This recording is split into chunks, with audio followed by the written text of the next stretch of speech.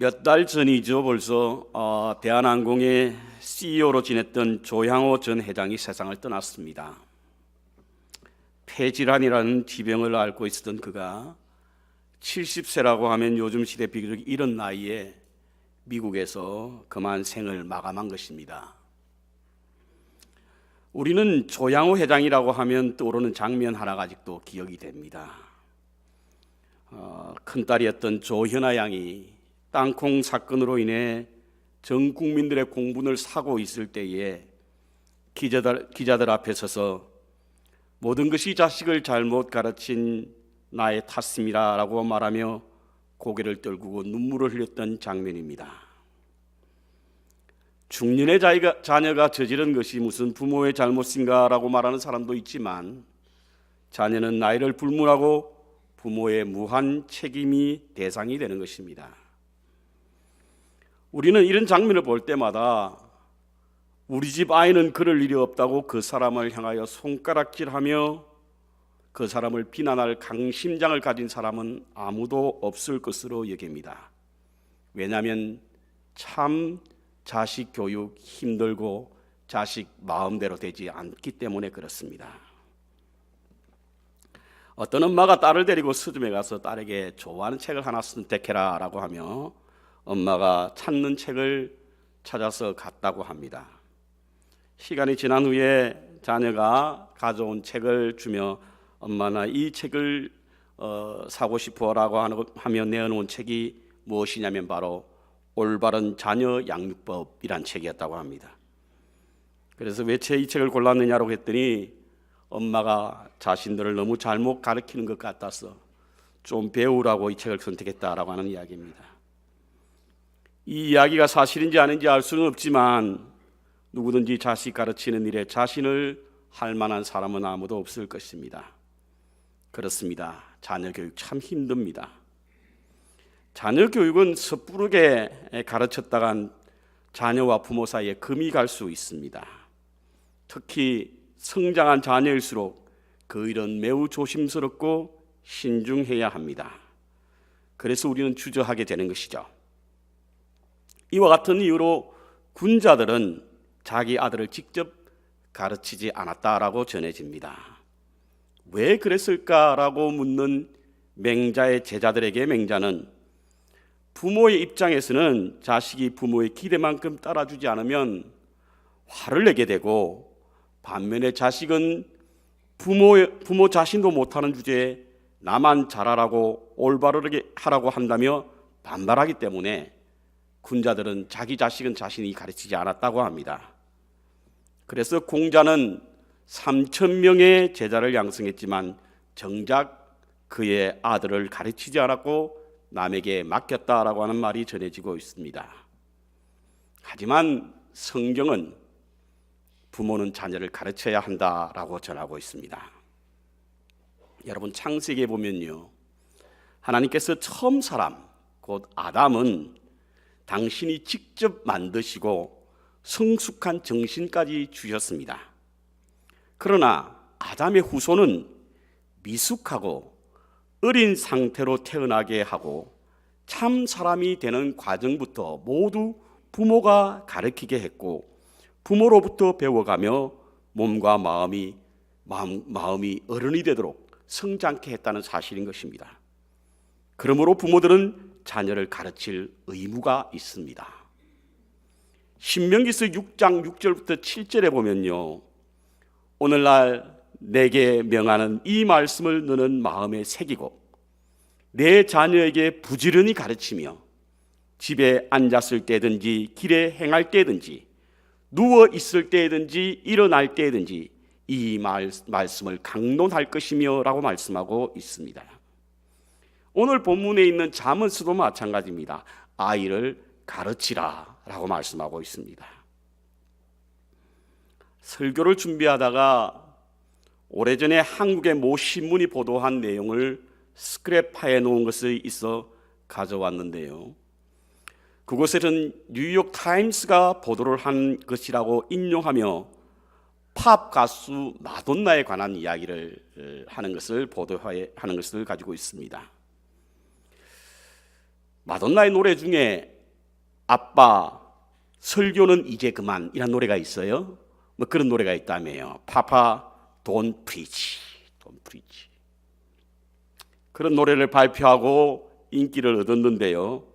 그런데 마돈나가 정작 엄마가 되었을 때 엄마 입장에서 자신의 자녀에게 대한 엄격한 규율가로 자처하고 있었다라고 말하면서 뉴욕 타임스는요, 마돈나처럼 어렵지만 가정과 사회에 꼭 해야 할 일을 가르치도록 하는 것이 건강한 사회의 구성으로 필수적인 조건이다라고 강조했다고 합니다.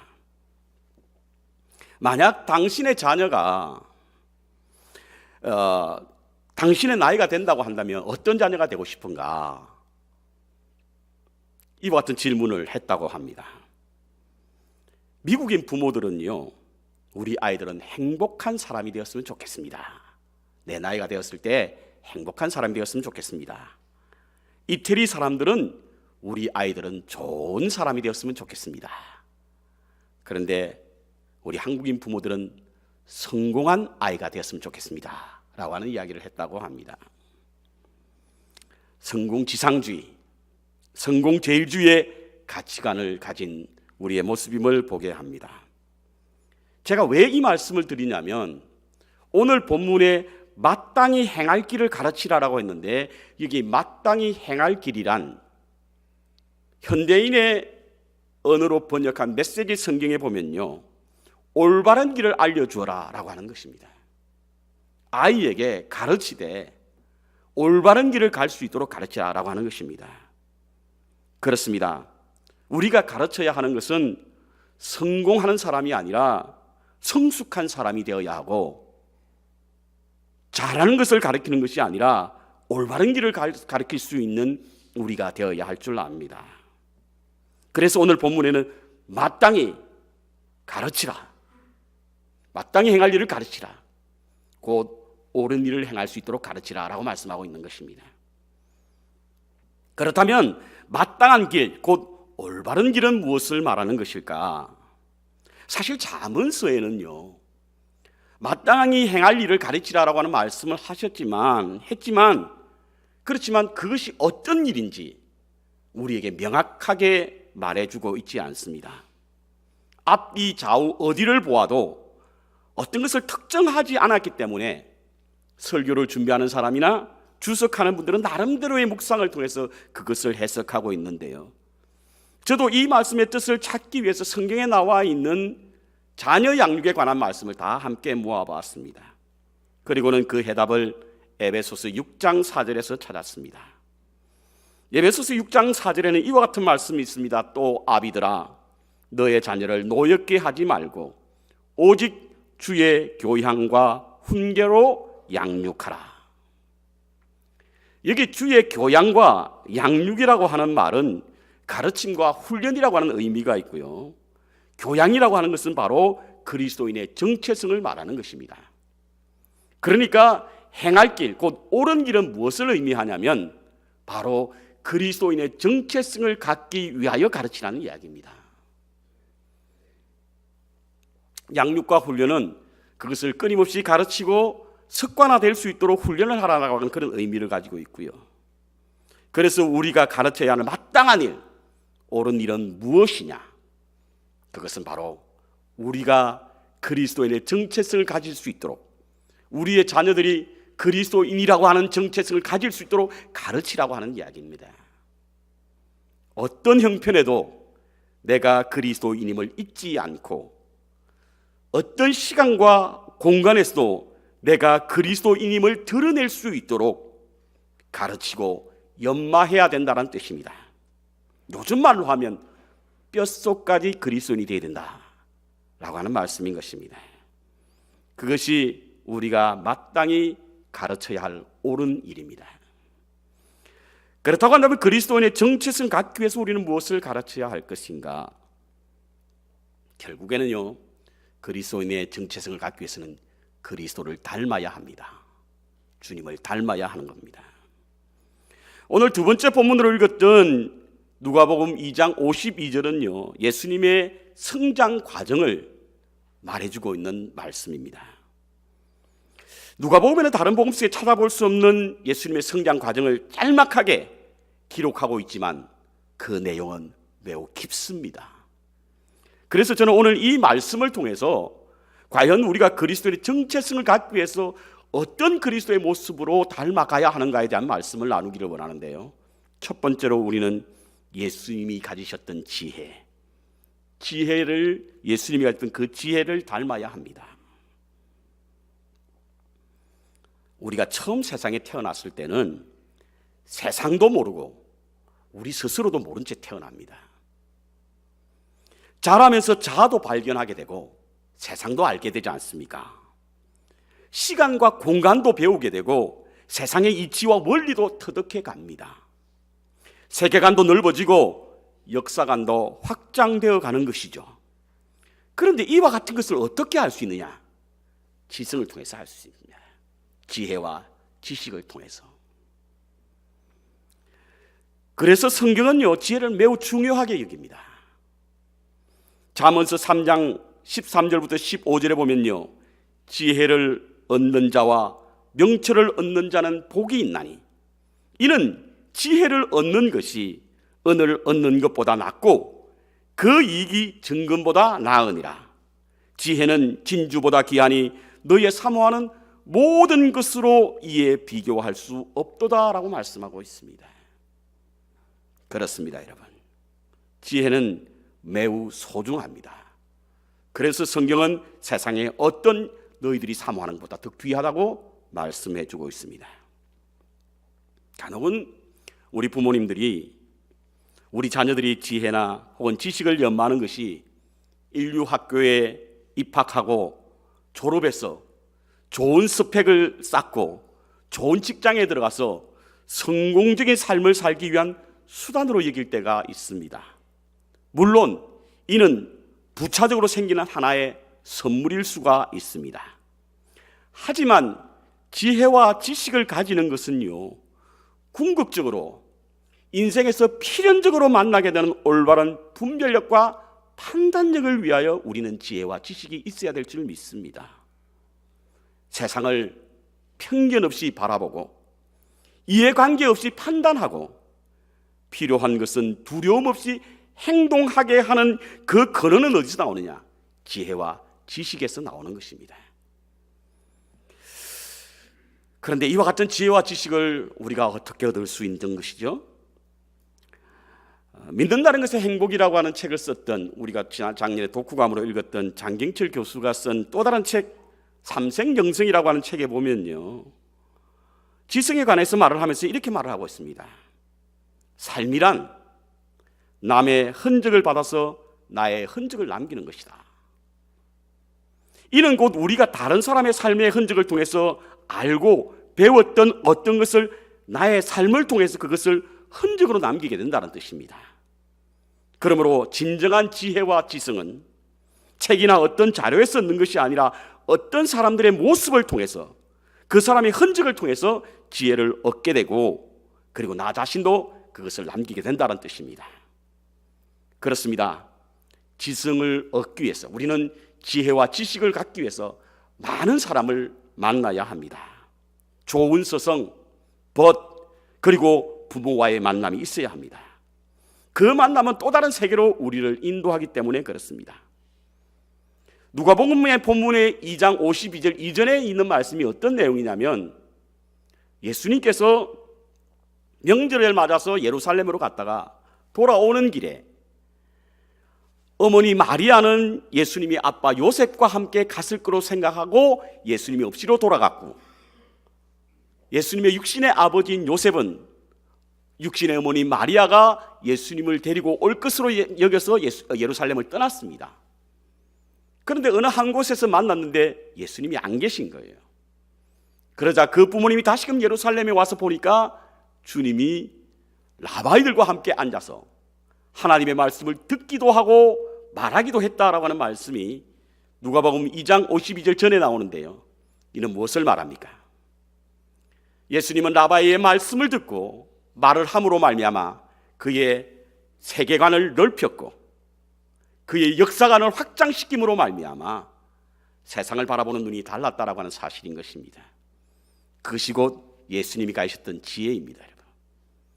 여러분도 우리의 자녀들도 지혜와 지식으로 넓은 세계관을 갖고 역사관을 소유할 수 있는 자녀로 자라 올바른 판단력과 분별력을 가질 수 있도록 주님의 지혜를 닮아야 될 줄 믿습니다. 두 번째, 예수님은 키가 자랐다라고 성경은 표현하고 있습니다. 이것은 주님이 건강하셨다라고 하는 표현으로 해석할 수 있는데요. 그런데 건강이라고 하는 것이 반드시 육체적인 것만 말하는 것은 아닌 것으로 우리는 잘 알고 있습니다. 스위스 제네바의 내과 의사이자 정신의학자인 폴 투르니에라고 하는 분이 계신데요. 이분이 사람의 건강을 정의할 때에 건강이라고 하는 것은 단지 병이 없다는 것만 말하는 것은 아니다.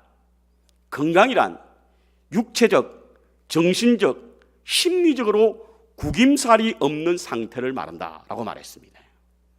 여러분들과 제가 건강하다라고 하는 것은 단지 눈에 보이는 피지컬한 부분만 있는 것이 아니라 우리의 심리적인 부분도, 정신적인 것도, 그리고 우리의 육체적인 것도 함께 구김살 없이 된 상태를 바로 건강한 상태라고 하는 사실인 것입니다. 그렇다고 한다면 예수님께서 키가 자랐다라고 하는 말씀은 구김살 없는 좋은 인성을 갖게 됐다라고 하는 것으로 우리는 해석할 수 있습니다. 사람은요, 태어나면서 인격을 가진 완전체로 태어난 것은 아닙니다. 임마누엘 칸트의 말을 빌리면 인간은 뒤틀린 목재와 같이 태어나게 된다라고 하는 말을 했습니다. 고든 것이 전혀 없다는 뜻입니다. 결점이 많다는 말이죠. 하지만 자라나면서 인격은 만들어지고 인성은 성장해 가는 것입니다. 인간은 필연적으로 사회라는 공동체와 이웃이라는 관계 속에 머물러야 하고 이를 위해 좋은 인성 그리고 좋은 인격을 갖추어야만 합니다. 그런데 인성이 자라지 않는 사람이 있지 않습니까? 지식은 많은데 인격은 형편없고요. 돈은 많은데 인격은 바닥인 사람이 있습니다.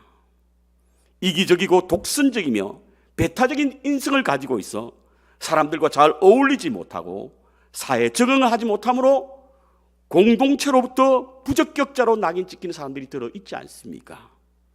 약자를 무시하고 소외된 자를 멸시함으로 하나님의 형상을 가진 자를 파괴시키려고 하는 인성을 가진 사람들이 있습니다. 그러므로 우리는 우리의 자녀들이 좋은 인성을 가지고 자라 사회에 많은 사람들을 섬기고 많은 사람들에게 함께 더불어 살아갈 수 있는 건강한 인격체로 자랄 수 있도록 인성을 가르쳐야 합니다. 일반적으로 인성은 가정에서 만들어진다고 하지 않습니까? 아이들의 인격의 80%가 취학 전에 형성된다고 하는 그런 심리학자의 가르침이 있습니다. 그래서 인성교육의 현장은 바로 가정입니다. 19세기 스위스의 교육자 여러분들도 잘 아시는 페스탈로치라고 하는 사람이 있지요. 이분은 교육의 세 분야를 3H로 표현했습니다. 교육에 있어서 우리는 세 가지 균형 잡힌 3H가 있어야 된다. 첫 번째 H는 바로 머리가 있어야 된다. 두 번째 H는 hand, 손이 있어야 된다. 세 번째 H는 heart, 마음이 있어야 된다는 이야기입니다. 그런데 이 삼각 구도 중에 가장 중요한 이 밑받침이 되는 것이 바로 heart, 마음인데요. 머리는 배울 수 있는 학교가 있습니다. 손도 배울 수 있는 기술 학교가 있지요. 그런데 우리의 마음을 가르치는 공간은 어디에도 없다라고 하는 것이 페스탈로치의 안타까움이라는 겁니다. 여러분, 우리의 마음을 어디에서 가르칠 수 있습니까? 그것은 바로 가정입니다. 가정에만 우리의 마음, 곧 인성을 가르칠 수 있는 것입니다. 그래서 페스탈로치는 가정교육의 중요성을 어느 누구보다 강조했는데요. 최고의 학교는 가정이고 최고의 선생은 아빠와 엄마다라고 하는 것을 말했습니다. 이는 자녀의 인성은 바로 가정에서 시작되고 부모로부터 받는 것이기 때문에 그렇습니다. 마지막 세 번째로 예수님께서는 하나님과 사람들에게 사랑을 받았다라고 하는 말씀이 누가복음 2장 52절에 나오는데요. 이는 바로 하나님과의 관계가 깊어졌다는 의미입니다. 하나님의 사랑을 받고 이웃의 사랑을 받았다는 것은 하나님과의 관계가 깊어졌다는 뜻입니다. 완전한 신에서부터 완전한 인간으로 오실 때에 모든 고난과 모든 능력을 비움으로 말미암아 참된 인간으로 오신 주님께서 자라나시면서 하나님과의 관계가 점점 깊어 갔다라고 하는 뜻입니다. 여러분. 그러기에 우리는 주님과의 닮은 모습을 갖추기 위해서 하나님과의 영적 교제가 있어야 한다는 것입니다. 저는 지난주에 전국연합회 총회를 가면서 비행기 안에서 우리 김명복 목사님이 쓰신 그분이 내 안에 내가 그분 안에라고 하는 책을 읽었습니다. 근데 그 책에서 참으로 제게 도전이 되는 말씀이 있어 여러분과 함께 나누기를 원하는데요. 저자는 요한복음 15장에 나와 있는 너희는 나를 떠나서 아무것도 할 수 없느니라라고 하는 이 말씀을 가지고 해석하는 그 내용이 우리에게 참으로 귀한 말씀이 되고 도전이 되어서 나누기를 원합니다. 주님께서는 생명의 참 포도나무라고 하는 비유를 통해서 너희가 너 안에 내 안에 내가 너희 안에 있어야만 많은 열매를 얻을 수 있다라고 하는 말씀을 하신 후에 너희가 나를 떠나서는 아무것도 할 수 없느니라라고 하는 말씀, 이 말씀을 해주셨는데 우리는 이 말씀을 해석하는 데 있어서 좀 힘든 부분이 있습니다. 왜냐하면요, 믿지 않은 사람들도 많은 일을 하고 있고 또 일정한 부분 믿지 않는 사람들도 그 일에 위대한 일을 하고 있지 않습니까? 그렇다고 한다면 예수님께서 너희가 나를 떠나서는 아무것도 할 수 없다라고 하는 이 말씀이 맞지 않지 않습니까? 라고 하는 그런 도전이 됩니다. 그런데 이 말씀을 그렇게 해석하면 안 된다는 겁니다. 말씀의 본질적인 뜻은 너희가 나를 떠나서는 하는 일이 아무것도 아니다라는 뜻이라는 겁니다. 너희가 나를 떠나서는 아무것도 할 수 없다라고 하는 말은 나를 떠나서는 너희가 하는 일이 아무것도 아니라는 거예요. 너희가 가진 지식, 너희가 가진 부, 너희가 가진 권력, 너희가 가진 명예, 주님을 떠나서는 nothing이란 겁니다. 주님이 떠나서는 아무것도 아니란 뜻이라는 겁니다. 여러분, 나이가 들면 평준화가 온다는 말씀 들어보셨죠? 우스갯소리지만 정말 연세가 들면서 아마 이것을 체험하고 느낄 겁니다. 나이가 들면 평준화가 온다. 50대가 되면 지식의 평준화가 온다. 들어보셨죠? 왜냐하면 50이 되면요, 학교를 졸업하고 지내온 세월, 그 세월을 통해서 체득한 것을 갖고 살기 때문에 50이 넘어가면 지식의 평준화가 온답니다. 60이 되면 외모의 평준화가 온다고 하지 않습니까? 여러분? 뭐 미스 코리아 출신이나 시골 농부의 아내나 뭐 특별히 다를 게 없습니다. 왜 다들 뭘 찍고 발라야만 볼 수 있으니까. 70대가 되면 부의 평준화가 온다 그러죠. 아무리 많이 가져도 하루 3끼 이상을 먹을 수 없기 때문에 그렇습니다. 80대가 넘으면 건강의 평준화가 온다고 합니다. 아무리 건강하게 살아도 이쯤 되면 하나 둘씩 우리 몸에 이상이 오지 않습니까? 90이 넘으면 생사의 평준화가 온다고 합니다. 이렇듯 우리는 우리의 삶 속에서 체득되어지는 여러 가지 많은 것들을 통해서 이 땅 위에 주님이 없는 우리가 갖는 모든 것이 아무것도 아니라는 사실을 알게 됩니다. 그런데도 우리는 여전히 부를 쌓는 것, 좋은 학벌, 명예를 갖는 것, 이러한 것들로 우리의 목표를 삼고 그것을 자랑하며 사는 사람이 얼마나 많습니까? 우리가 가진 모든 것이 하나님 나라를 위하여 사용되지 않으면 nothing입니다. 우리가 소유한 모든 것이 하나님의 나라를 위하여 쓰임받지 않으면 예수님은 아무것도 아니다라고 하는 말씀을 하셨다는 것입니다.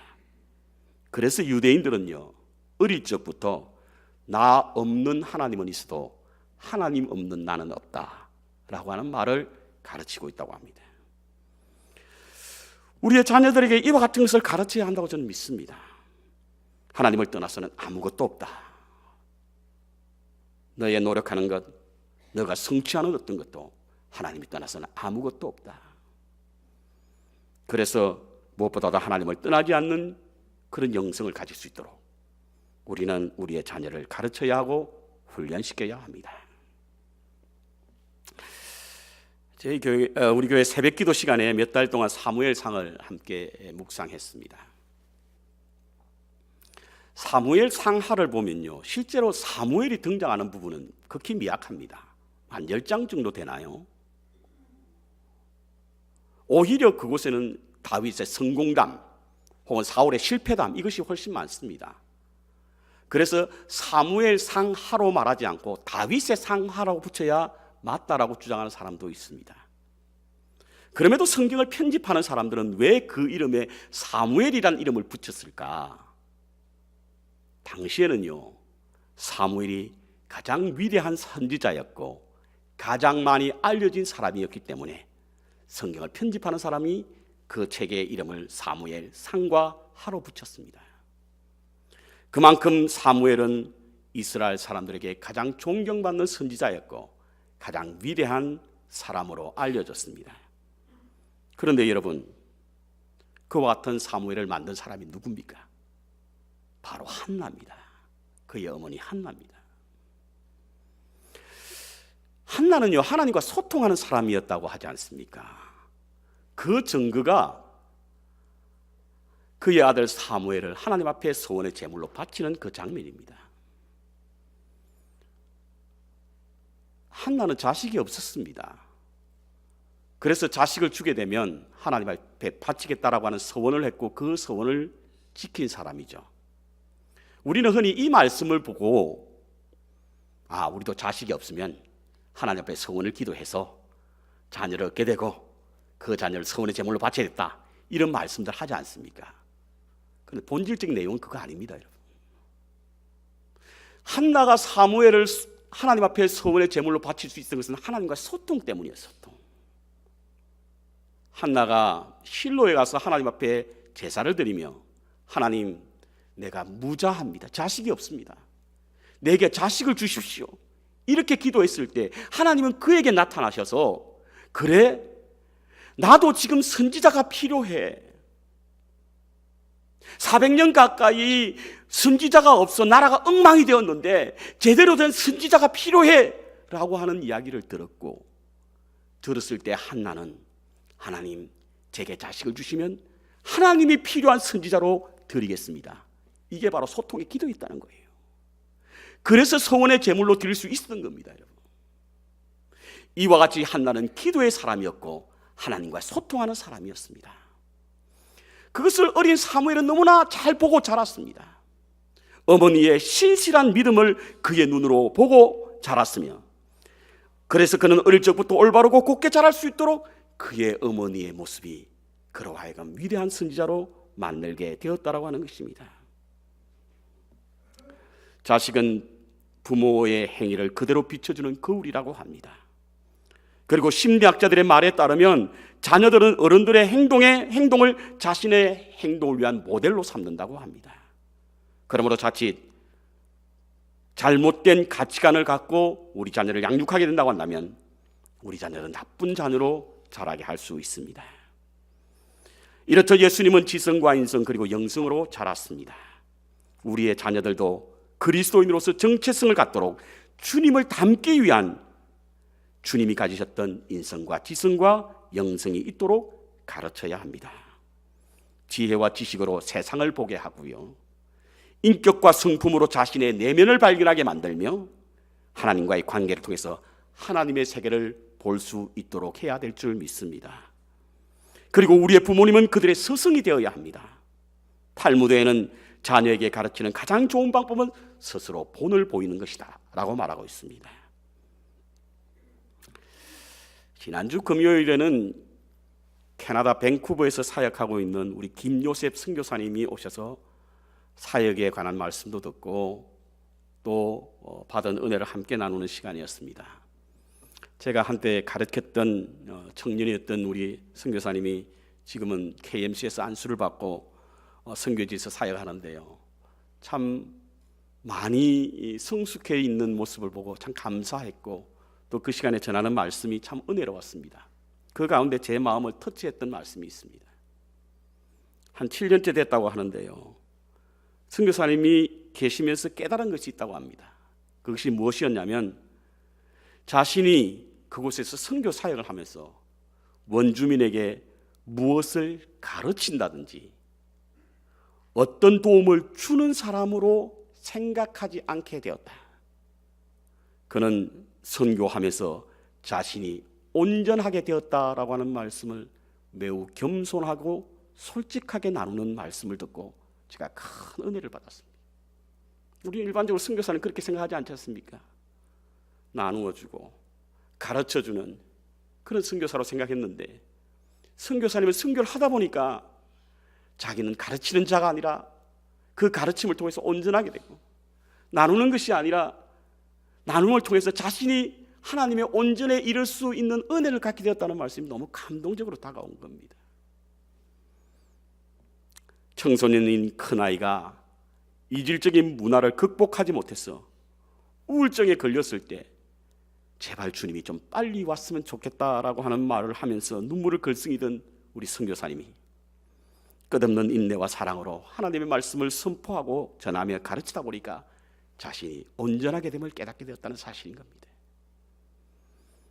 자녀들 마음대로 되지 않는다는 말을 듣고 저 또한 체험을 합니다. 정말 그렇다고 느껴질 때가 많습니다. 하지만 끝없는 인내와 사랑으로 모범적인 삶을 통하여 가르치다 보면 우리 스스로가 온전해질 수 있는 줄 믿습니다. 옳은 길을 가도록 마땅히 가르칠 것을 주저하지 마시기 바랍니다. 우리의 가르침으로 우리의 자녀들은 그리스도인의 정체성을 잃지 않게 될 것이며 주를 닮아갈 수 있을 줄 믿습니다. 동시에 가르치는 우리의 부모들도 온전해진다는 사실인 것입니다. 이와 같은 일로 인해서 우리 만백성교회와 성도들이 자손만대 하나님의 약속의 주인공이 되시기를 주님의 이름으로 축원합니다.